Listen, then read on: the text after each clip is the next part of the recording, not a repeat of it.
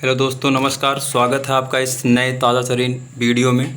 जैसा कि आप सभी लोगों को ज्ञात होगा कि आदरणीय श्री नरेंद्र मोदी हमारे देश के यशस्वी प्रधानमंत्री जी ने अभी हाल ही में नए संसद भवन के ऊपर भारत के राष्ट्रीय चिन्ह का एक अच्छा मूर्ति कह सकते हैं, बहुत अच्छा मूर्ति बनवाया, जिसका उन्होंने लोकार्पण भी किया। और उन्होंने अपने ट्विटर अकाउंट से जब शेयर किया तब पता चला कि हाँ, देश को न्यू पार्लियामेंट बिल्डिंग के ऊपर ये नेशनल एम्बलम मिला। जैसा कि आप लोग जानते हैं कि नेशनल एम्बलम का हमारे भारत में बहुत अधिक महत्व है। इसी के तहत सेंट्रल विस्टा प्रोजेक्ट के तहत बन रही नई संसद भवन के ऊपर आदरणीय यशस्वी प्रधानमंत्री श्री नरेंद्र मोदी जी ने ऐसा कार्य करवाया। तो फिर ये आप लोगों ने जैसा थंबनेल में दिखा है कि मैंने लिखा है कि विवाद में क्यों है, तो हालांकि यह इस समय देश में विवाद का भी चर्चा चल रहा है, क्योंकि कुछ विपक्षी दल हैं और वगैरह, जैसे राष्ट्रीय जनता दल क्या लिख रहा है कि मूल कृति के चेहरे पर सौम्यता का भाव तथा अमृत काल में बनी मूल कृति की नकल के चेहरे पर इंसान पुरखों और देश का सब कुछ निगल जाने की आदमखोर प्रवृत्ति का भाव मौजूद है। जैसा कि आप लोग देख रहे होंगे कि जो हमारा अशोक लाट है, जो अशोक के स्तंभ से अशोक लाट सारनाथ में स्थित लिया गया, जो 250 ईसा पूर्व में भारत के एक महान शासक अशोक द्वारा बनवाया गया, जो मौर्य वंश के तीसरे शासक थे। आप लोगों को इस दोनों चित्रों में, जो कि नई संसद भवन के ऊपर दाहिनी तरफ जो फोटो है वह नई संसद भवन के ऊपर स्थापित किया गया, और जो बाईं तरफ है वह सारनाथ में स्थित अशोक स्तंभ पर स्थित है। जैसा कि दोनों में सर्वविदित है कि यहाँ पे जो शेर हैं उनकी प्रवृत्ति, एक में शेर शांत अवस्था में है तो दूसरे में दहाड़ते हुए अवस्था में है।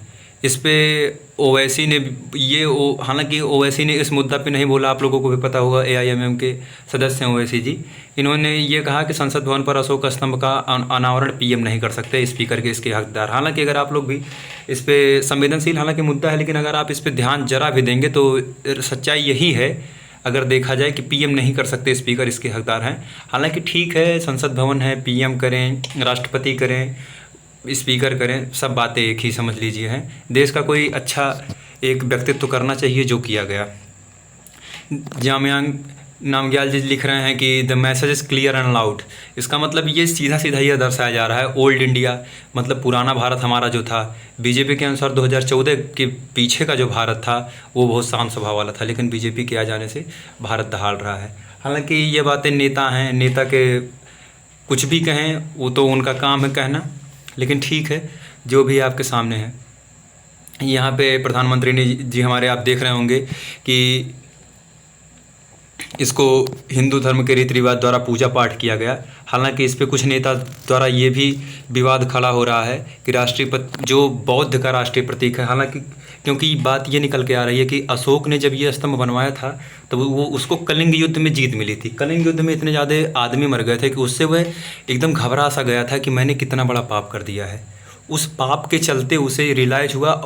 उस समय के बौद्ध ग्रंथों में अशोक को बहुत ही गंदा दिखाया गया है, लेकिन उसके बाद अशोक ने बौद्ध धर्म धारण किया और उसी की याद में सारनाथ में ऐसा स्तंभ बनवाया। और ऐसा स्तंभ केवल सारनाथ में ही नहीं, उसके बाद एक शेर वाला स्तंभ उसने पूरे भारत में बनवाया।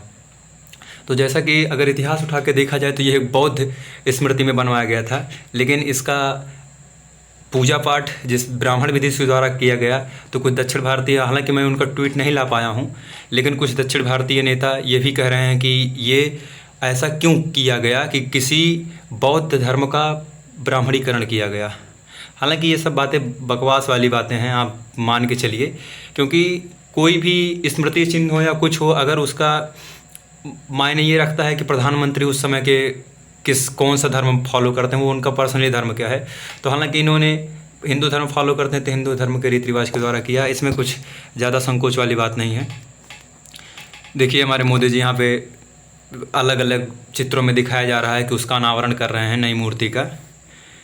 ये सेंट्रल विस्टा प्रोजेक्ट के तहत बन रहा है। सेंट्रल विस्टा प्रोजेक्ट एक जहाँ पे ये नई संसद भवन बन रही है, नई संसद भवन बनने का मेन कारण ये था कि उसमें सीटें भी कम थी जो पुरानी संसद भवन था, और सीटें कम होने के साथ साथ वह अंग्रेज़ों के द्वारा बनाया गया था। इसलिए नए भारत में नया अपना खुद का संसद भवन होना चाहिए, जिसको सुप्रीम कोर्ट में टारगेट भी किया गया विपक्ष के द्वारा और कुछ वकीलों के द्वारा, बड़े लेकिन सुप्रीम कोर्ट ने इसको क्लीन चिट दे दी कि हाँ, ये सेंट्रल विस्टा प्रोजेक्ट कोई दिक्कत नहीं है, ये बने।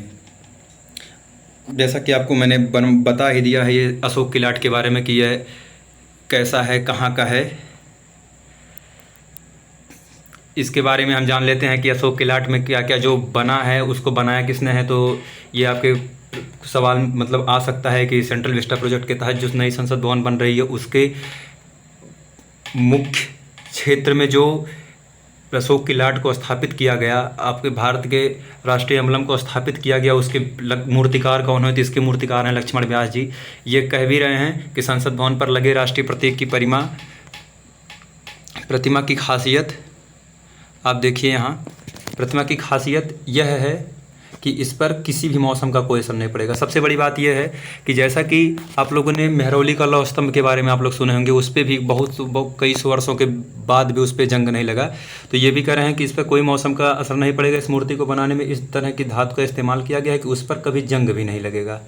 ये सब बहुत समझ लीजिए, नई टेक्नोलॉजी में बहुत बड़ी बात होती है कि किसी पे कभी जंग ना लगे। अशोक किलाट देश की सबसे बड़ी प्रतिमा है। इसका जानकारी के लिए आपको बता दें कि मूर्ति का वजन 9620 किलोग्राम है। इसके निर्माण में 90% तांबा और 10% टिन का उपयोग किया गया है। ये भी जानकारी के लिए आपके प्रश्न पत्र में आ सकता है कि इटालियन लास्ट वैक्स शैली, क्योंकि ऐसे सवाल हाल ही में पूछ लिए जाते हैं खलासी पटवारी आदि के एग्ज़ामों में। तो फिर यही था, बहुत ज़्यादा कुछ कोई बड़ी खबर नहीं थी, लेकिन हाँ, भारत के लिए यह बहुत बड़ी खबर है। क्योंकि एक होता है कि किसी चीज़ का ऐतिहासिक चीज़ है जो सीधा उसमें सीधा परिवर्तन कर दिया जाए, तो यह किसी के लिए बहुत छोटी बात हो सकती है, लेकिन इसको वैश्विक स्तर पे बहुत बड़ी चीज़ें मिला के देखी जाती हैं। कुछ विश्व के प्रमाणित नेता जो हैं, बड़े बड़े नेताओं का भी इस पर ट्वीट आया, हालांकि मैं ला नहीं पाया, लेकिन बस जो भी है यही है। आशा करता हूँ आपको समझ में आ गया होगा। अगर आपको जानकारी अच्छी लगी हो तो आप इसे ज़रूर अपने दोस्तों के साथ शेयर करें। बहुत बहुत धन्यवाद, बहुत बहुत आभार आपका। जय हिंद।